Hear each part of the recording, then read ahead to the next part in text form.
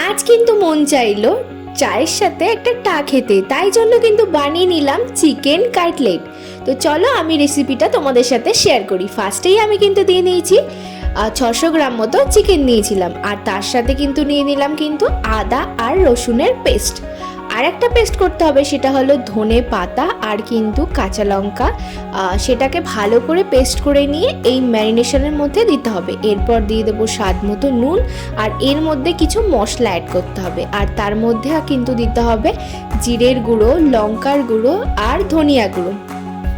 এগুলো দেওয়ার পর কিন্তু সাথে অবশ্যই কিন্তু কাশ্মীরি গুঁড়ো লঙ্কা দিতে হবে। আর এরপর দিয়ে দেবো কিন্তু কর্নফ্লাওয়ার, আর এটাকে কিন্তু ভালোভাবে মাখিয়ে নিতে হবে।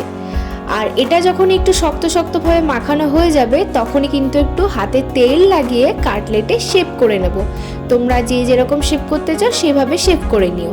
আর তারপরে কিন্তু আমি নিয়ে নিয়েছি কিন্তু ডিম ভেঙে নিয়ে তার মধ্যে এই কাটলেটটা দিয়ে দিলাম। আর তারপর কিন্তু আমি এর সাথে অ্যাড করলাম কিন্তু ব্রেড ক্রাম্বসে ভালো করে কোট করে নিলাম, আর আমি দুবার কোটিং করেছিলাম। আর এখানে দেখতে পাচ্ছ 600 গ্রাম চিকেন দিয়ে কিন্তু আমি প্রায় 16টা মতো কাটলেট বানিয়েছিলাম। আর এখানে আমি তুলে রাখছিলাম যাতে ফ্রিজ আপ করে রাখতে পারি। এটা কিন্তু 5 থেকে 6 দিন ফ্রিজ আপ করে রাখা যায়। আর তারপরে কিন্তু গরম তেল বসিয়ে আর সাথে সাথে কিন্তু ভেজে নিলাম দুটো কাটলেট।